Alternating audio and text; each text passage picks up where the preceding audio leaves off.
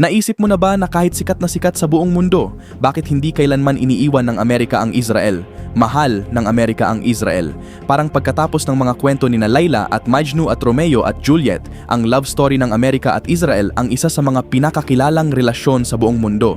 Pero hindi naman ganito palagi ang samahan nila. May panahon sa mundo na ang mga Hudyo at Kristiyano ay matinding magkaaway at nagsimula ang lahat ng kwentong ito sa iisang tao.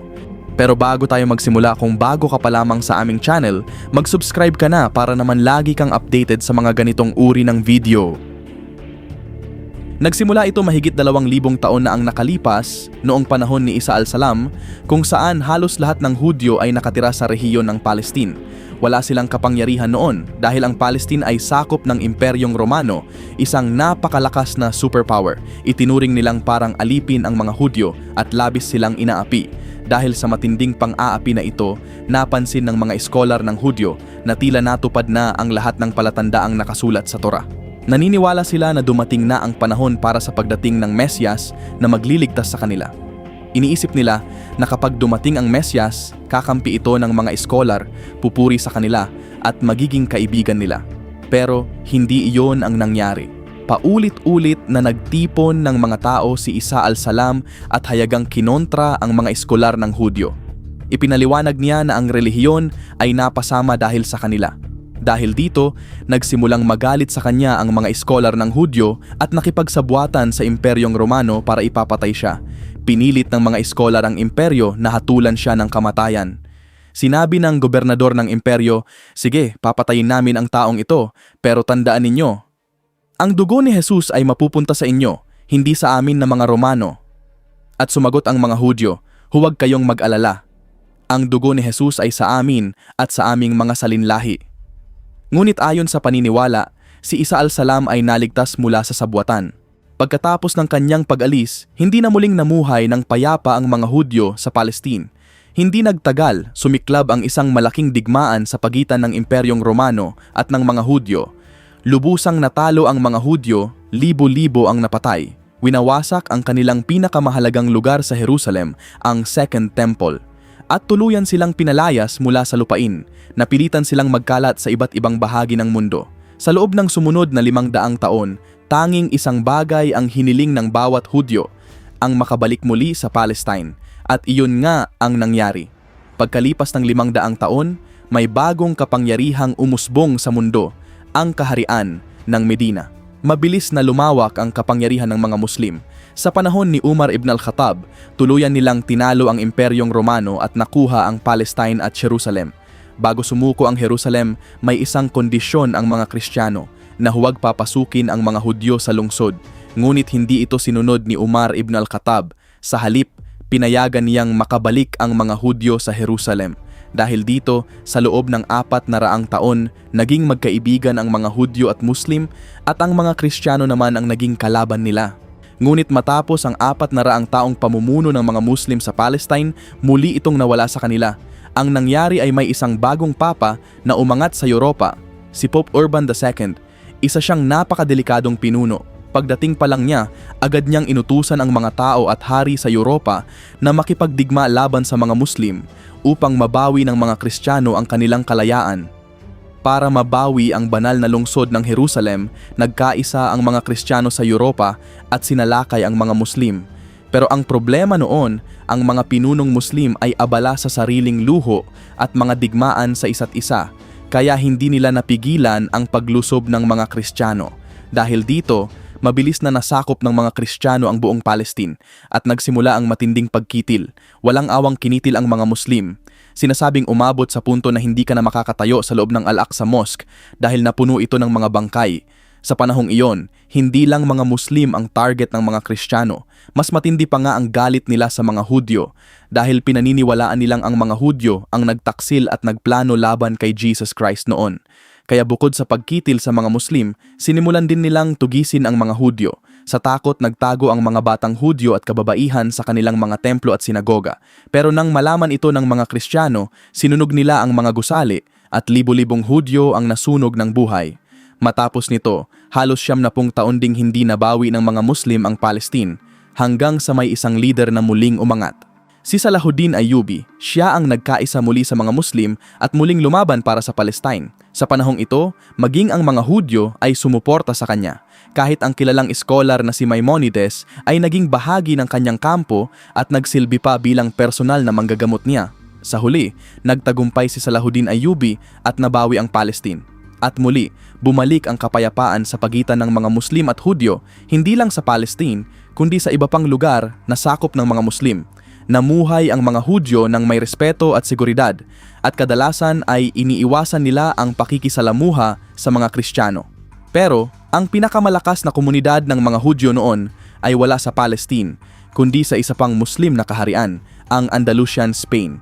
Ang Al-Andalus ay dating isa sa pinakamayaman at pinakamakapangyarihang rehiyon sa mundo. Mahigit 800 taon itong pinamunuan ng mga Muslim at tila imposibleng maagaw ito sa kanila. Ngunit matapos ang 800 taon, muling nagkaisa ang mga Kristiyanong leader sa Europa at sinalakay ang Muslim Spain. At sa huli, tuluyan nilang nabawi ang buong Spain mula sa mga Muslim. Pagkatapos ng pananakop, binigyan ng dalawang pagpipilian ang mga Muslim at Hudyo. Iwan ang kanilang relihiyon at maging Kristiyano o tuluyang umalis sa Spain. Siyempre, pinili nilang panindigan ang kanilang paniniwala. Pero dahil dito, napilitan silang lisanin ang Spain at naharap sila sa isang malaking tanong, saan sila pupunta? Nang makita ito, si Bayezid II, ang sultan ng Ottoman Empire noong panahong iyon, ay nag-imbita sa mga Muslim at Hudyo na lisanin ang Spain at lumipat sa kanyang imperyo. Pinangako niya na aalagaan at poprotektahan sila. Ngayon, may isang mahalagang tanong. Kung 500 taon lang ang nakalipas ay halos hindi magkakilala ang mga Muslim at Hudyo at naging magkaibigan pa sila? Ano ang nangyari sa pagitan ng mga panahong iyon na nagbago ang lahat? Paano naging magkaisa ang mga Hudyo at Kristiyano at naging kalaban naman ng mga Muslim? Mahalagang maintindihan ito. Hindi nagtagal, natuklasan ni Christopher Columbus ang Amerika. Dahil dito, unti-unting umunlad ang ekonomiya ng Europa at Amerika. At dahil sa pagbabagong ito, maraming Hudyo na dating nakatira sa mga lugar na sakop ng mga Muslim ang nagsimulang lumipat sa Europa. May mga kwento na sinasabing bumuo raw sila ng isang lihim na grupo na tinatawag na Illuminati at yumaman umano sa pamamagitan ng mahika at pakikipag-ugnayan sa mga jinn. Pero linawin natin, wala itong katotohanan. Mga kwento at haka-haka lang ang lahat ng iyon. Kung totoong yumayaman sa mahika, hindi sana si Elon Musk ang isa sa pinakamayaman sa mundo, baka kung sinong mangkukulam na lang. Kaya kung hindi mahika ang dahilan, paano nga ba naging makapangyarihan ang mga Hudyo sa larangan ng ekonomiya? Dito nagiging interesante ang kwento. Nang lumipat ang mga Hudyo sa Europa, nandun pa rin ang matinding galit ng mga Kristiyano sa kanila. Kaya para makontrol sila, gumawa ang mga Kristiyanong leader ng mga batas. Pinayagan ang mga Hudyo na manirahan sa Europa. Pero may kapalit, hindi sila pwedeng magmay-ari ng lupa. Itinuturing pa silang pag-aari ng estado at bawal din silang pumasok sa politika at militar. Kaya kung iisipin, isa na lang ang natitirang paraan para mabuhay at umunlad ang negosyo. At doon nagsimula ang pagbabago. Unti-unting naging mahusay na mangangalakal ang mga Hudyo sa Europa hanggang sa kalaunan nakapag-ipon sila ng napakalaking yaman. Pero ngayon may bagong problema. Sa dami ng pera ng mga Hudyo, hindi naman sila pwedeng bumili ng lupa. Samantalang ang mga Kristiyano, halos lahat ng pera nila ay napunta sa pagbili ng lupa. Dahil dito, unti-unting nabuo ang kakaibang sitwasyon sa Europa. Ang mga Kristiyano may lupa pero kapos sa cash. Samantalang ang mga Hudyo, maraming pera pero walang lupang pagmamay-ari. At dito nagsimulang magbago ang takbo ng ekonomiya. Unti-unting nangutang ang mga Kristiyano sa mga Hudyo kapalit ng interes. Sa relihiyon ng mga Hudyo, bawal ang magpautang na may interes. Pero ito ay para lamang sa kapwa nila Hudyo. Pagdating sa ibang relihiyon, pinapayagan ito. Kaya naman, nagsimulang magpautang ang mga Hudyo sa mga Kristiyano sa Europa. Dumating pa sa punto na pati mga hari at makapangyarihang pinuno ay nangungutang na rin sa kanila. Naging pangkaraniwan ang sistemang ito noon, kaya pati ang kilalang manunulat na si William Shakespeare ay nabanggit ito sa kanyang mga akda. Sa paglipas ng panahon, lalo pang yumaman ang mga Hudyo dahil sa sistemang ito ng pagpapautang hanggang sa sila na ang naging pinakamalalaking nagpapautang sa buong Europa. Nagsulputan ang maliliit na bangko sa iba't ibang lungsod. Pero habang nasa rurok ng kapangyarihan ang mga Hudyo sa Europa, isang malaking problema ang lumitaw. Kapag hindi kayang bayaran ng isang hari ang utang niya, ang ginagawa niya ay kikitilin o palalayasin ang mga Hudyo sa kanyang nasasakupan. Malaki ang naging epekto nito sa negosyo ng mga Hudyo. Kaya nagsimula silang mag-isip, paano kung imbes na hiwa-hiwalay na maliliit na bangko, gumawa sila ng isang malaki at internasyonal na sistema? At doon nagsimula ang isang malaking pagbabago. Sa kalaunan, may isang makapangyarihang Hudyo mula sa Germany ang umangat. Si Mayer Amschel Rothschild. Siya ang nagtatag ng isa sa mga unang internation system ng pagbabangko sa mundo. Sa loob lamang ng ilang taon, naging napakalakas ng bangkong ito. Ipinadala ni Mayer Amschel Rothschild ang kanyang 5 anak sa iba't ibang lungsod sa Europa at inutusan sila, pumunta kayo sa bawat kabisera ng Europa at magtayo ng pinakamalaking bangko doon. At dito isinilang ang isa sa mga unang tunay na internasyonal na sistema ng pagbabangko. Dahil may presensya sila sa halos lahat ng mahahalagang lungsod, wala nang hari sa Europa ang kayang pumigil sa kanilang negosyo. Kapag nanghina ang isa, agad siyang tinutulungan ng iba pa niyang kapatid. Dahil dito, lalo pang lumakas ang Rothschild family. Umabot sa punto na ang ekonomiya ng mga imperyo tulad ng Spain, France at Britain ay konektado sa kanilang pera. Ngunit para mapanatili ang kanilang kapangyarihan, isang malaking pangyayari ang naganap, isang digmaan sa Europa. Pinamunuan ito ng makapangyarihang pinunong Pranses na si Napoleon Bonaparte. Mabilis na lumawak ang impluwensya ni Napoleon sa buong Europa. Pero sa labanang ito, hindi si Napoleon ang nagtagumpay. Sa halip, sinuportahan ng pamilya Rothschild ang British Empire. Sa tulong ng kanilang yaman at impluwensya, nagawa ng British Empire na talunin si Napoleon. May mga kwento pa nga na nagsasabing ang pamilya Rothschild ang unang nakakaalam ng mahahalagang balita sa Europa at sila mismo ang nagdadala nito sa pamahalaan ng Britain. At dahil dito, lalong lumakas ang British Empire at naging isa sa pinakamakapangyarihang puwersa sa mundo. Sa panahong ito, nasa rurok na ng kapangyarihan ang mga Hudyo sa Europa. Marami sa kanila ang may matataas na posisyon, mahusay ang edukasyon at may malaking kontrol sa ekonomiya. Dahil dito, nagsimula silang mag-isip, noong nakaraan, mahina kami, kaya kami pinalayas ng Imperyong Romano sa Palestine. Pero ngayon, malakas na kami, kaya na naming bumalik. At dito unti-unting umusbong ang ideya ng Zionism, palihim na nagsimulang lumipat ang libo-libong Hudyo mula sa iba't ibang bahagi ng mundo papunta sa Palestine. Unti-unti silang bumibili ng lupa. Sa panahong iyon, maraming lupain sa Palestine ang tigang at hindi gaanong pinapahalagahan, kaya naibenta ito ng ilang Arabong may-ari, minsan pa nga sa mas mataas na presyo. Sa tulong ng yaman ng mga pamilyang tulad ng Rothschild family, mas lalo pang napabilis ang pagbili ng lupa. Isa sa mga unang lugar na kanilang pinundar ay ang Ahuzat Bait, isang dating bakanting lugar. Kalaunan, ito ang naging Tel Aviv, isa na ngayong modernong lungsod sa Israel. Habang dumarami ang mga Hudyo sa Palestine, lalo rin nilang pinagtibay ang kanilang komunidad sa pamamagitan ng sariling wika, pahayagan, radyo at iba pang institusyon. Pagkalipas ng halos 2,000 taon, unti-unti na nilang naitatag muli ang kanilang presensya sa lupaing iyon. At sa puntong ito, may isa pa silang nakuhang makapangyarihang kakampi, ang mga Evangelical Christians sa United States. Naniniwala ang mga grupong ito na ang lupaing iyon ay ipinagkaloob ng Diyos sa mga Hudyo. Ang lupaing iyon, bigla na lang may isang aklat na lumabas sa United States na may pamagat na Jesus is coming. Naghatid ito ng isang makapangyarihang mensahe sa mga Kristiyano sa buong mundo. Mga kapatid kong Kristiyano, gumising na kayo dahil malapit nang bumalik si Jesus Christ. At ayon sa mensahe, babalik lamang si Jesus kapag ang mga Hudyo ay nagkaroon na muli ng sariling bansa sa Palestine. Mabilis na sumikat ang aklat, milyon-milyong kopya ang naibenta sa Amerika. Dahil dito, maraming Kristiyano sa Amerika ang naniwala na kailangan munang maitatag ang Israel bago mangyari ang pagbabalik ni Jesus. Umabot pa sa punto na nagsulat ang maraming mamamayan sa kanilang pangulo. Hinihiling na suportahan ang pagtatatag ng Israel sa Palestine at ngayon may isang napakalakas ng kakampi ang mga Hudyo, ang mamamayan ng Amerika. Sa panahong ito, lumantad na sa mundo ang kilusang Zionism. Nagdaos sila ng kanilang unang malaking pagpupulong sa Switzerland.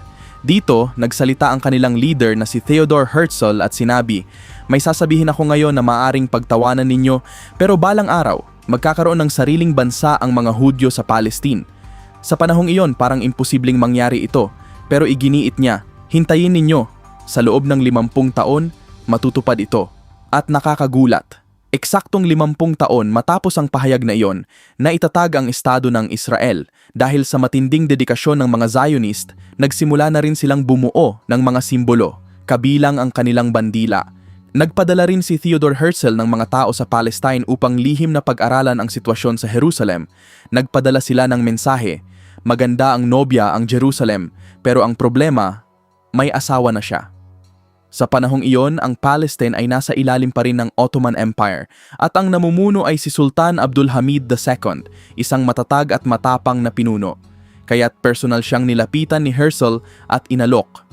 Babayaran ng mga Zionist ang malaking utang ng Ottoman Empire, kapalit ng pagbibigay ng Palestine sa mga Hudyo, pero matapang na tumanggi ang Sultan. Kahit paghiwa-hiwalayin pa ninyo ang katawan ko, hinding-hindi ko ibibigay ang Palestine sa inyo. Dito nagsimulang tumindi ang banggaan ng dalawang panig, kaya lumapit ang mga Zionist sa isa pa nilang makapangyarihang kakampi, ang British Empire. Humingi sila ng tulong para sa pagtatatag ng sariling bayan.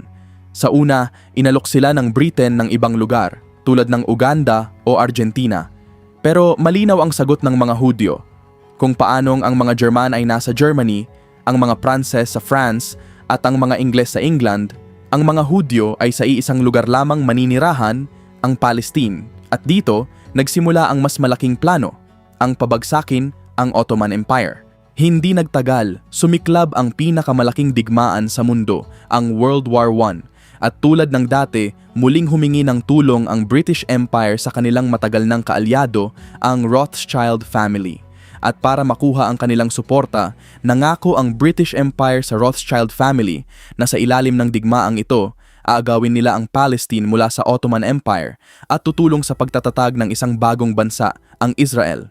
Dahil dito, nagkaisa ang maraming Hudyo sa buong mundo na suportahan ang Britain at hindi nagtagal nasakop nga ng British Empire ang Palestine. Matapos makuha ang Jerusalem, ang Foreign Secretary ng Britain na si Arthur Balfour ay nagpadala ng isang mahalagang liham, ang kilala ngayon bilang Balfour Declaration. Sa liham na ito, ipinahayag ng Britain ang suporta nito sa pagtatatag ng national home para sa mga Hudyo sa Palestine. Bagamat si Balfour ay isang Kristiyano, naimpluwensyahan din siya ng mga ideyang panrelihiyon na sumusuporta sa pagbabalik ng mga Hudyo sa lupain. Pero may isang malaking problema. Noong 1917, humigit kumulang 10% lamang ng populasyon ng Palestine ang Hudyo, habang 90% ay mga Muslim. Kaya napagtanto ng mga Zionist na kung nais nilang magtatag ng sariling bansa, kailangan nilang paramihin ang populasyon ng mga Hudyo sa Palestine, at doon nagsimula ang mas malawakang paglipat. Pagkatapos ng World War I, lalo pang dumami ang mga Hudyo na lumipat sa Palestine mula sa iba't ibang panig ng mundo. Matapos ang digmaan, ipinagdiwang ng British Empire ang kanilang tagumpay. Pero sa Germany, ibang kwento ang nangyari. Unti-unting lumakas ang galit ng mga German sa mga Hudyo at dito pumasok ang isang bagong leader, si Adolf Hitler. Sa kanyang mga talumpati, pinaniwala niya sa mga tao na ang pagkatalo ng Germany ay dahil sa pagtataksil ng mga Hudyo. Dahil sa kanyang karisma at estilo, marami ang naniwala sa kanya, maging mga kabataan. At dito, nagsimula ang matinding pag-uusig. Isinara ang mga negosyo ng mga Hudyo, kabilang ang mga bangko na matagal nang umiiral. Unti-unting sinakop ng hukbo ni Hitler ang iba't ibang bahagi ng Europa. At kasabay nito, nagsimula ang sistematikong pagkitil sa mga Hudyo, isang trahedyang kilala bilang Holocaust. Dahil dito, napilitan ng maraming Hudyo na tumakas upang iligtas ang kanilang buhay. At sa gitna ng kaguluhan, ginamit ng ilang grupo ang pagkakataong ito upang hikayati ng mas maraming Hudyo na lumipat sa Palestine. Muli, nagsimulang mabilis na tumaas ang populasyon ng mga Hudyo sa rehiyong iyon. Noon, 10% lamang sila, pero unti-unti, nagbago ang balanse. Pagkatapos ng World War II, mahigit 30% na ng populasyon sa Palestine ay mga Hudyo.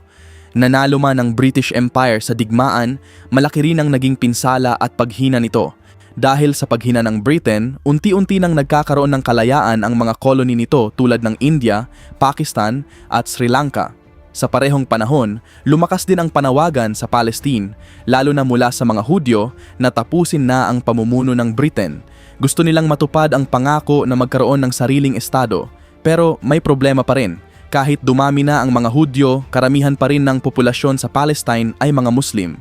Dahil dito, nag-alinlangan ang Britain na agad na magtatag ng isang Jewish state. Habang tumatagal, nagbago ang sitwasyon. Ang mga Zionist sa Palestine ay nagsimulang kumilos laban sa kanilang dating kakampi, ang British Empire. Nagkaroon pa ng mga pag-atake laban sa pamahalaang British. Umabot sa punto na parehong may tensyon ang Britain sa mga Muslim at sa mga Hudyo. Dahil dito, napagod na ang Britain sa sitwasyon. Kaya dinala nila ang usapin ng Palestine sa United Nations at hiniling, kayo na ang magpasya kung ano ang dapat mangyari sa Palestine. At dito naglabas ng desisyon ang United Nations ang paghahati ng Palestine. Sa planong ito, hahatiin ang lupain sa magkahiwalay na estado para sa mga Hudyo at Arab at gagawing international city ang Jerusalem. Gayunpaman, naging kontrobersyal ang hatian dahil sa laki ng lupang mapupunta sa bawat panig kumpara sa kanilang populasyon at kontrol sa lupa. Para itong paghahati ng isang cake na hindi pantay ang pagkakabahagi, kaya maraming tumutol. Masaya itong tinanggap ng maraming Hudyo, pero mariing tinutulan ng mga leader ng Arab at Muslim sa Palestine. Isa sa mga kilalang tumutol ay si Amin al-Husseini. Isa siyang makapangyarihang leader na matagal ng kontra sa British rule. Habang lumalala ang tensyon, tuluyan nang pumutok ang sitwasyon. Lumabas sa harap ng mundo ang leader ng mga Zionist na si David Ben-Gurion at idineklara niya na hindi lang bahagi ng Palestine kundi ang pagtatatag ng isang bagong bansa. Noong 1948, opisyal niyang idineklara ang kalayaan ng Israel. Ginawa ang deklarasyong iyon sa ilalim ng isang malaking larawan ni Theodore Herzl. Ang leader na ilang dekada na ang nakalipas ay nagsabing, sa loob ng 50 taon, magkakaroon ng sariling bansa ang mga Hudyo. At halos eksaktong nangyari nga iyon. Ilang minuto lamang matapos ideklara ang kalayaan ng Israel, agad itong kinilala ng United States. Sumunod din ang Soviet Union at iba pang bansa. Hindi nagtagal, sumiklab ang digmaan. Kinabukasan matapos ang deklarasyon ng Israel, sinalakay ito ng ilang bansang Arab. Ngunit sa kabila ng kanilang bilang, hindi nila napigilan ang Israel. Sa tulong ng suporta mula sa mga Western countries, nagawa ng Israel na hindi lamang ipagtanggol ang sarili, kundi palawakin pa ang kontrol nito sa teritoryo. Sa gitna ng kaguluhan, isa sa pinakamalaking issue ay ang populasyon. Mas marami pa rin noon ang mga Arab sa Palestine kumpara sa mga Hudyo. Dahil dito, nagkaroon ng malawakang paglikas at pagpapaalis ng mga Palestinian sa kanilang mga tahanan, isang pangyayaring kilala bilang Nakba. Daang libong Palestinian ang napilitang umalis sa kanilang lupain. Kasabay nito, maraming Hudyo mula sa iba't ibang bahagi ng mundo ang lumipat sa bagong tatag na Israel. Dahil dito, mabilis na nagbago ang balanse ng populasyon sa rehiyon. Hanggang ngayon, nananatiling isa sa pinakakomplikado at pinakakontrobersyal na isyu sa mundo ang tunggalian sa pagitan ng Israel at Palestine. Ito ay kwento ng kasaysayan, relihiyon, politika at lupa na patuloy pa ring hinahanap ang tunay na kapayapaan.